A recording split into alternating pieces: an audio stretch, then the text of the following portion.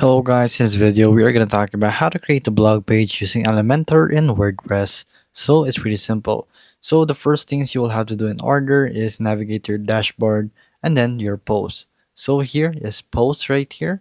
You will have to navigate it in the top left corner. I don't have it in mind, so I actually do, but I don't have one, but I will teach you how to do one. So the first thing you'll have to do is put in your title, and then here in the top right corner, this is where you can save your draft and preview and publish it. The permalink is also here in the right corner with post categories and featured images. So you'll have to enter a title for the post, the content, permalink, and those mentioned that I've just said.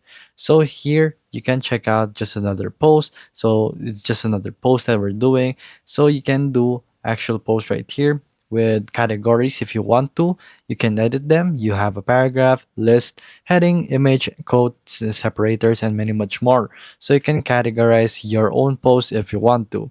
So with Elementor, you can also try to do other things. So you can create your own post with Elementor if you want to.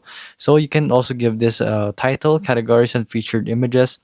So all you have to do is click the publish button twice and allow a few seconds for it to finish, and this allows you to post a permalink to the generated properly right there. So when you actually click the edit Elementor button, then you can begin creating with your Elementor widgets. With here, you can just double click, look for the Elementor button, and then there you go. You'll be able to actually edit it from here. So there's also post categories if you want to. You can add categories in your post right here if you want to. And then you can also do archive pages if you also desire to do that within your blog. So you will have to give your name a blog or your blog a name. I apologize for that. And then assign the page as the blog itself. So from there, once you've done that, y'all have to save the changes and then view your blog archive. And it's really that simple. So there you go guys, that is how you do it. Thank you for watching this video and see you again next time.